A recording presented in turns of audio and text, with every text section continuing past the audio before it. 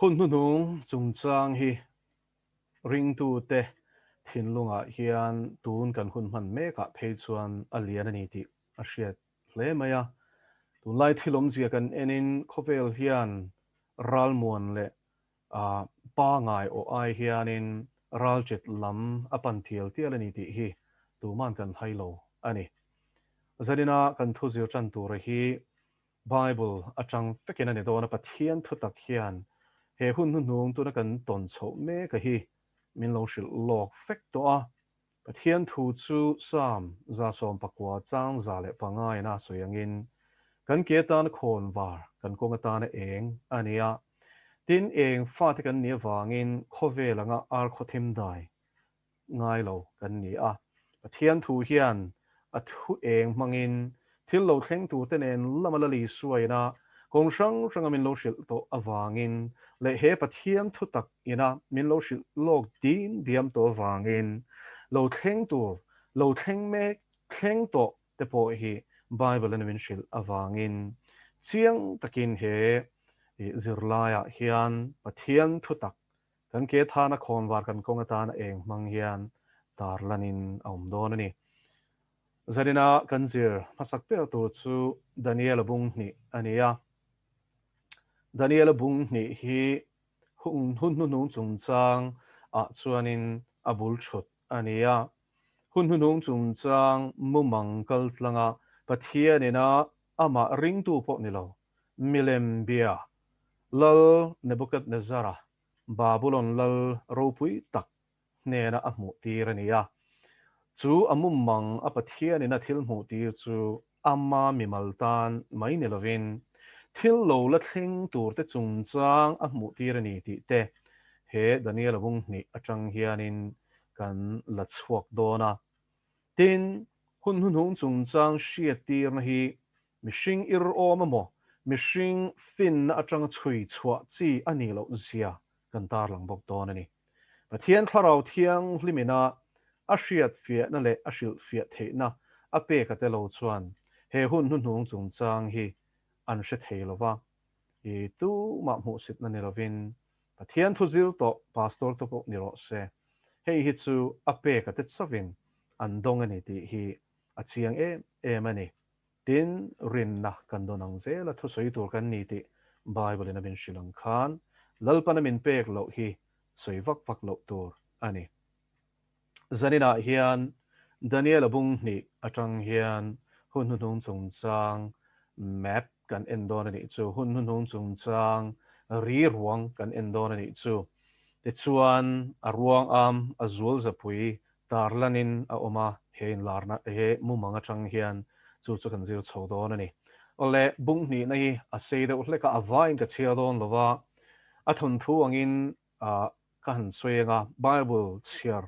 July ero chu karon chiar vek don tho ani Daniel bung ni chang khat na kan en chuan tin Nebuchadnezzar ro rel kum ni na chuan Nebuchadnezzar chuan mumang aneya aril ru alo buai zo ta a amu hil thei ta lova ati ni Bible na he bung ni na a Nebuchadnezzar mumang min shil na chan hi a omani a chan chu he mumang satlia ani lovani he mumang satlia chuan buaina siam tur thute a siam shin thute mumang tamna chuan buaina tamti te po thusil tu te kan hmuwa amaro chu Mizo ina mang nung kan ti pathian atanga ron chuak mang om zenei nung em har hnu apoa thei ngil hlei theilo khopa chiang mumang hi a omani chung chu pathian atanga don ania mumang na zong hi pathian atanga chuak ani lem lawani helai Nebuchadnezzar mumang hi Bible a in ziak na chan chu pathian pek ani wangani helai hian thil dang kan soile do chu he lalro pui tak hi ring tu ani lovani chu wain pathianin a thuruk le in thupuan chuat a turatan hian i pathianin ammi te man lain chung mumang om zenei te chu khovelin an oi the na tur hian ring lo tu te nge po hi man ruwa alo mangani entinan he mumang hi beram pu khoi lai kil khorami khan huta sela khoveli na ngai ven vak hian a renom lo ani taro amaro chu a hun laia lal ram ro pui ber khati hun laia khovel civilized world kan ti mishing pa ngai om to na chin chu a op na hnuaia khan om deuh veka chu tiang khopalal ram zaw le ro pui chunga lal hne na lal pana hmu tir na chan a omani khovel shia ta tan lal pana du wangani Nebuchadnezzar kha a fel wangani lo ti hi chiang ang khovel shia ta tan he mu mang om zenei pathian eng kim shetu abul le atop alpha le omega kan pathian chuan thil lo thleng du te po chu a hriat lok fek awangin he pathian om po ring lo pagan king ring lo tu lal ro pui kal tlang hian puan chua adu tak mai ni ti chuan kan siar zel chuan chu amu mang chuan a ril ru a luak khatin anun kha ti buai em maya an chang har po kha amu hil zui thei to lo reng ani anun ram a fan chuak ani ti hi min shil zel atang hianin alang fi em maya sumi awang chuanin a buai na ching fel tur chuan khon bol te kha aneya chang ni na kan en chuan ti chuan lal chuan amu mang chu ama shil turin doi vai thiam te ai kai thiam te doi thiam te kal dai mi te ko thu a pe ti ni doi vai thiam te ai kai thiam te doi thiam te kan ti reng hi magician magi an ti te po ha magician an ne mi fing kan ti te hi magi an ti a chung chu thim thil ti the na kal tlanga thil chui thin te an ni tharau sual tlu cheto van tir ko tlu cheto te ron thin a chan chu pathian ina lucifer le avan tir ko allama tang ta mun thuma chena mun khat a thlem thluk tak te kha pathian in fin na le hriat na le thil ti the na sa takin a thuam hloma chung chu ala kir lo ani chu vai na ngam chen hi chu thil hi an lo chui ve in mishing ina kan hriat thiam lo le hriat lo hi hriat an nei ve nial nual ani chung te chu Nebuchadnezzar chuan aron thanani omzia chu hela hian setana thil ti theina setana power aron ani chu ma selen kan chiar zel chuan chung a doi vai thiam te a ai san thiam te a ai kai thiam thim thil ti theina ram huai setana thil ti theina mang a khon bol te chuan a ngai nan shelo bau ani tunge shil fia theng che ima mang chu soila kan shil fia sakang chen ti ni ma se ne bokat ne zara kha a bik lova ti hian chang kuwa na top na chuan ti hian a chang ani chu ti chuan mu mang chu min shil ula a shil fia na po chu mi en tir thei ti ka hriang a ti a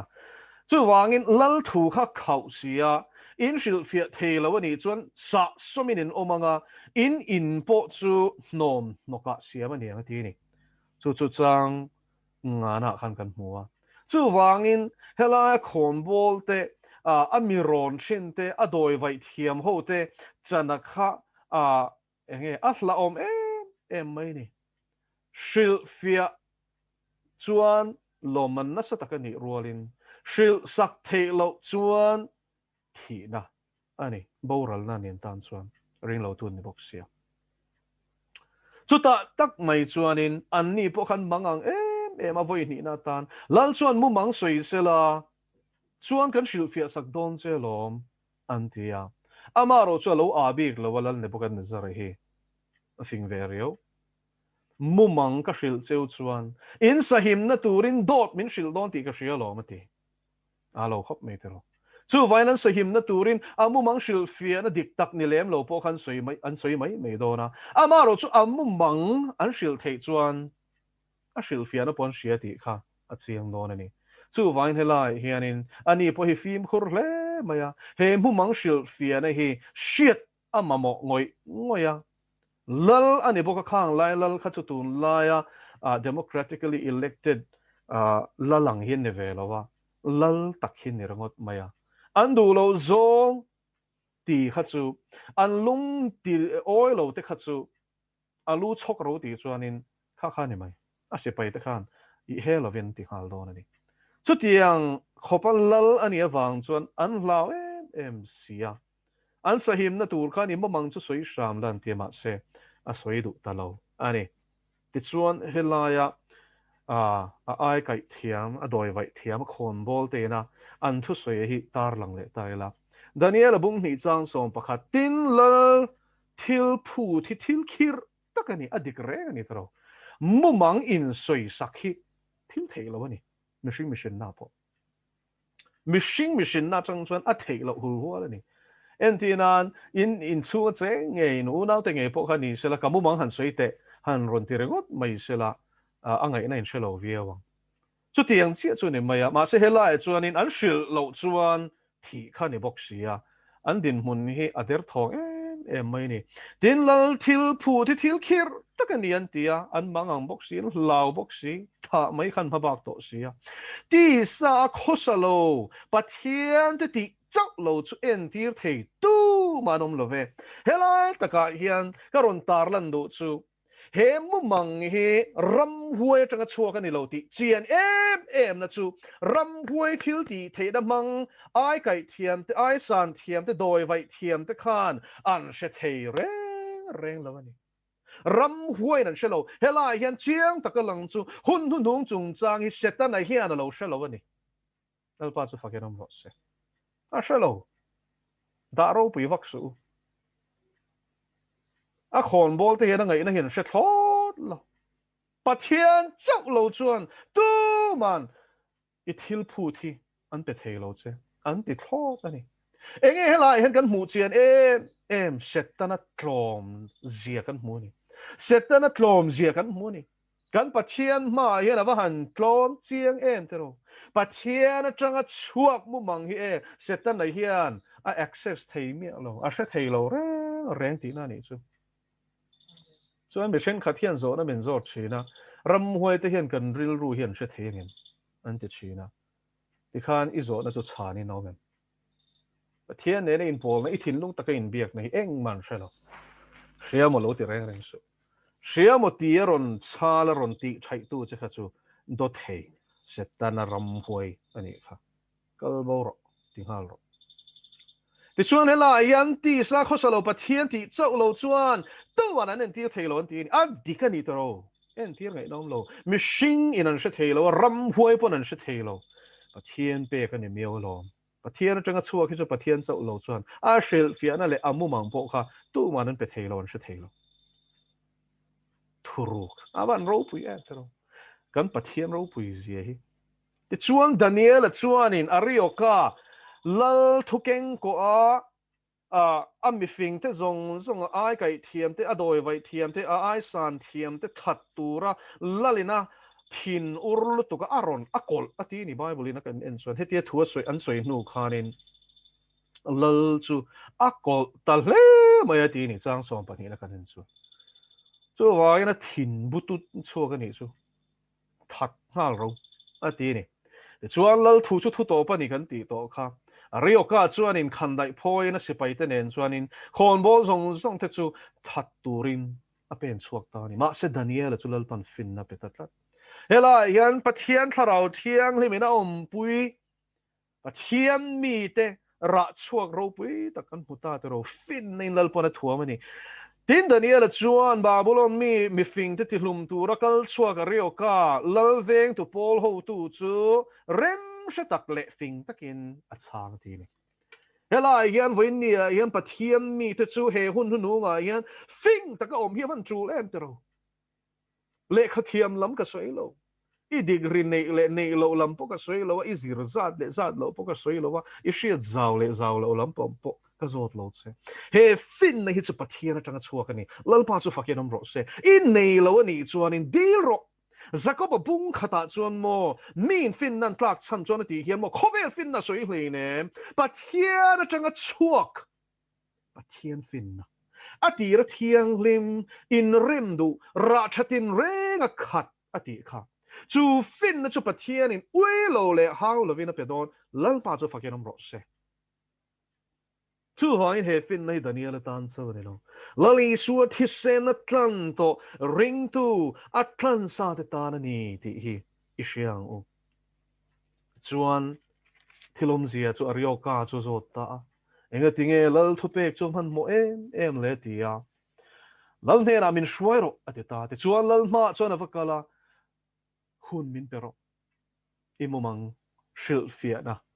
tin Daniel chu lu ta lal su a shil fiana en tir thei nan hun peturin ang ena ti ni chang som paruk na chu hun min pero ati ni te chuan a hota fata Babylon howena Judai Ramatranga sal a an shwai hove hei BC zarukle panga a ania Nebuchadnezzar na Judai ram arun hasak berkum ani voi thum aruna avoi thum na chon temple ati chia ma se hela yanin avoi khatna BC zarukle panga run tum khanin e aristocracy kan ti lal tha hole mi poimo chin sing khat sala ashwai honga chung zinga chon Daniel sadraka mesakale abednego emo an hebrai ming heta hin tarlen ania hanania misael le azaria le Daniel te chu lalpan Nebuchadnezzar khanin ashwai honga ni ti chuan a unaute a Zuthansanga te ne na chona vakal ta ni chu Daniel chu Babylon mi fing dang te nga ke ni po hiti bora la kanom lo nan tha kanom lo nan he thuim thup chung changa hian van pathian khongai na idi langu ti ta ni chulal pa chu fagerom ro se chang som pariata van pathian khongai nei kan van ma mo em tun huna hian te ro tuna hian ngai na shelo hian ni omem khovel mi te ang hian thabarin yom vem ka u naw khongai dil ro Real ruin ngai tlom te ne na Krista a in puang ta Emmanuel kha pathian Daniel ne na oma kha in ne na oma sen ipin dan chung rila lutro he pathian thuru kin thup thilo thleng tu zong song te nen lama shelo veka puang lok chin tu pathian chu fakinom ro se chu kan pathian ani chu kan pathian chuan min khongai te setero vậy nè hiện chú không ai na chuanin chung thuru shiat na te mumang shil fiat na te hun lo thleng tur Bible la thu khir tak abik takin hun Hnuhnung chung chang thu puan te phei chu te ro avoi khat na ring tharin kan chiar phei chuanin angai na kan shelo kan hlau em rengot mai ni shrem na hlom zia te kan mua angai na kan shelo shil fia ngai na po kan shelo ani na taka chan pastor tam tak point an khel ngam lo ni thu puan hi chu alone ta ni chuanin sadrakate mesakate vek nago te chon pathian chu ti tak sitin chumi zan la chuanin an nun kha an chan mai do na wangin anaw ta ni chu khongai an dil ta ni an shebik lo an ni po khan ke ni po hian kim kan thiam bik lo te ring tu chui ni pathian mi hria chui ni ma selangin he Hun Hnuhnung chung chang zong i thiam bik lo khongai dil ro ko na chang som ni na Daniel chuan pathian ming chukum khotlai pluanin fakinom ro se engting e pathian achibai abak abiak dan hi khongai adil dan hi lo chut te le a choi moi photani tam ta chuan pathian kan bia kan han direct pop zel te ro fakturani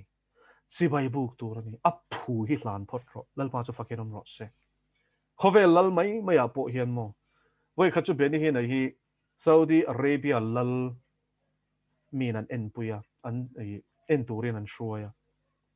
ta chuan kalmei tumani ma selangin a khon bol te chuan Saudi Arabia lal khon bol te chuan in khai kan lal ma hian kut ruwa ka kal kan phal hlei ne engamo loman lal phu tok loman ken sakro anti ni beni hi na chuan in mak atia ro pui ti khop mai ani te ro Lele van la ber kan dor dona si bai chader kan hlan masalo hi chu a fu chi lo ni Daniel na pathian ti ziale a ma in phat niam zia hi ilo thirang o pathian khongai na dong tura ama da sang tu ni hi apoi mo zia anuna chang hian kan mo ni fin na le thil ti theina ata ni sia awan dik em tero fin na zong le thil ti theini kan pathian ta sin hun te le hun bi te ti dang lama adu na ti dang lam the ni te pot chel top khatero zo suana dila mishing deal na khatiang taka pathian in a chan khalom ngai long tero ni khat top engom zia ni ding ani lo kan che thiam to to na chuan te ro kan khovel kha vir top mi mai ni chu a makasi pathian in a chel top a vir reng to na po hian te ro rotation kan shavek avan ro pu yam kan pathian ni hun le hun bi te po hi ati dang lam the hezekia kha lalpa chin chia na adil khanin hun kha ra bi so ma kir le turin dil ni kha isa chon lalpa ni ra thlena lalpa na ti sakani adam le nge do na ni ti chin chia na atan hun te le hun bi te ti dang lama lal te ason bova ani te ro khovela hian lal ro pui tak tak hian van tam to em ma chi khoyang enom hlom civilization ro pui tak tak te lom to khoyang enom hlom ason bova ni lalpan lal te tung dinga mi fing ne na fin na pe a shit hi thiam tu ne na shiat na pe lal te tung dinga ti adu piang hilala lalpan tung dinga sin adu le nuk niam le mai helal ne bagat nazara po hit sapowa anu ze la daniela kan sia chuanin a chapowa wangin pathianin kumsari ngot mi angin ramsang mai ril ru puta phalani chu van pathian chu engkim chu ro rel tu ani zia a shiat chian ma chu lalpan atin a chote a sam a chote ram ransang maya bongang maya nim a pete dai chu alu chunga far te khalal pana phaltat kumsari hnuwa chuan a ril ru alo hir le ril ru pa ngai lo pole ta ni kha kauna te win ni hian kan pathian ro pui zia hi i she thar le teng wo shet hiam tu ne na shiat na pe adi ni thil thuk le thilin thup te tilanga ani tro he hun hnuhnung chungchang poi bible chuan en zia kan chiar ma se thu thuk le in thup ani awangin tharau thiang le mena shil fiana min pek lo chuan chiar mai la kan zum man tak tak lo ava ro puem chu chuan pathian ro pui na tar lang ani thulau mi aphak to ka mati thofeng chuan a thuk po pathian ro pui na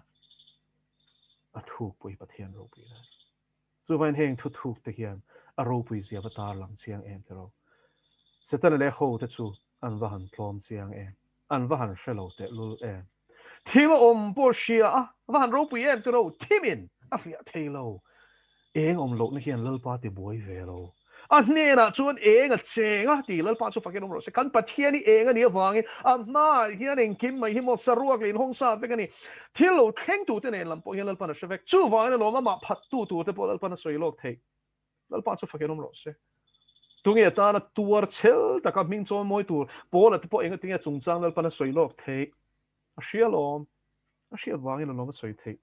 ka una hi chan chin hi mo shelu tuk hallelujah a shiate irina na sheril se o ka thla tu te pathian fin na le the na mi pe tu ila ka ta kan thil dil tu na mi shia tir tu chu lom thu ila ka ta kan thil dil tura mi shia tir tu chu lom thu ka shilin ka fakache la thil phut chu mi shia tir to sia ti lal pa chu fakerom ro se avahan ro pui em te ro Daniela chuan pathian ringa pathian chuanin lalmu mangle shil fiana ne lam chuan a petheni ti ringa rin na ivan poi mo em te ro pathian I ringem pathian hian eng kimashia ti ring tak takem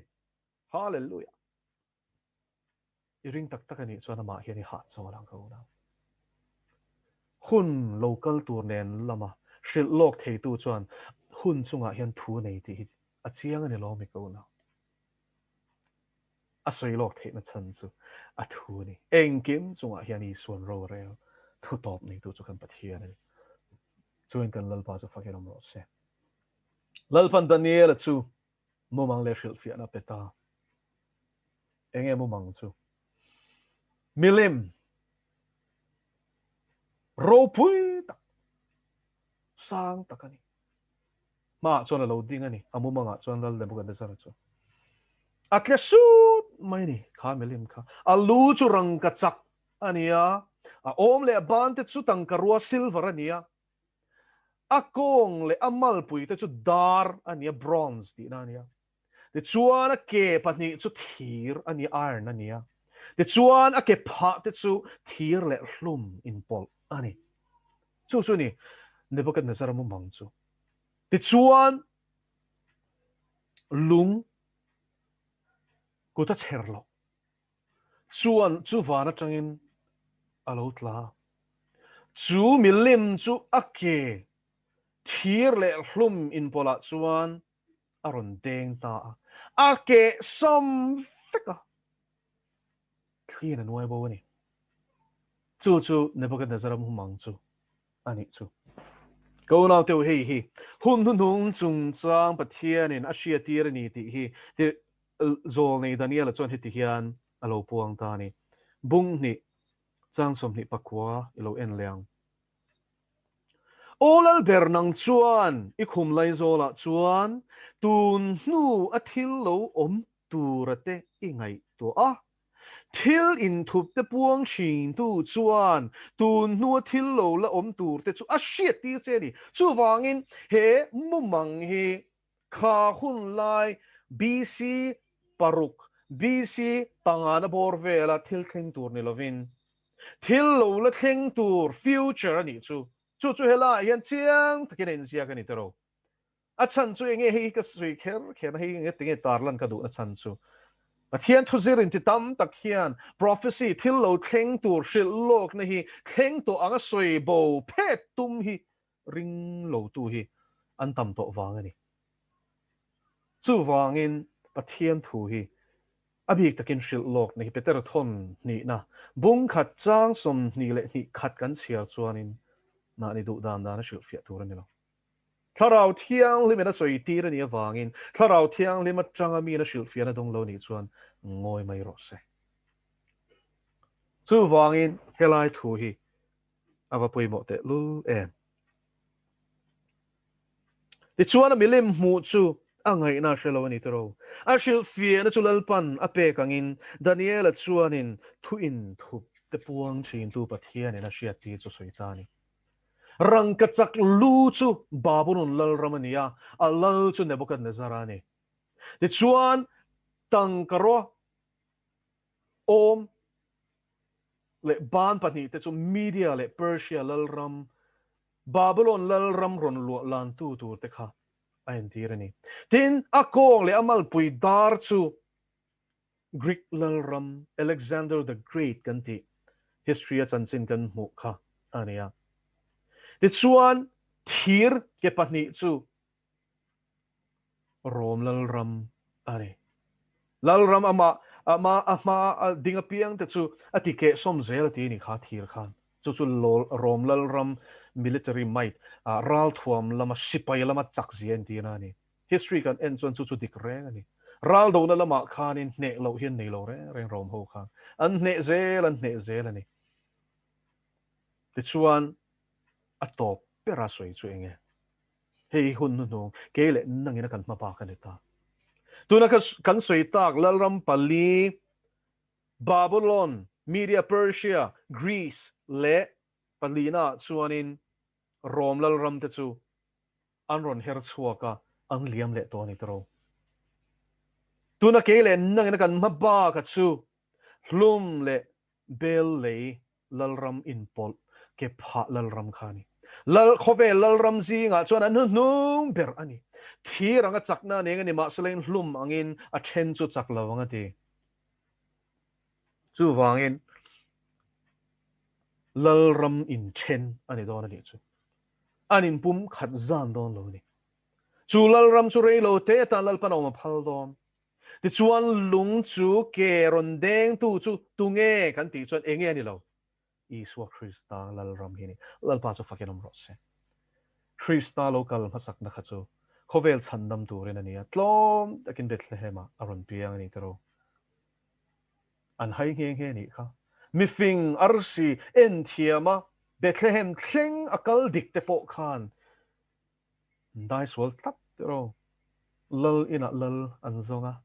ma se khovel lal ani si lo tero khovel lal te ang ani si lo wa tlom takin mirethei berle mi mol ber point ka pathian ani ati thei turin lali suwa chu in tha niam ani ma se ko nau te ron kal le khuna chuan chu thiang ani don to lo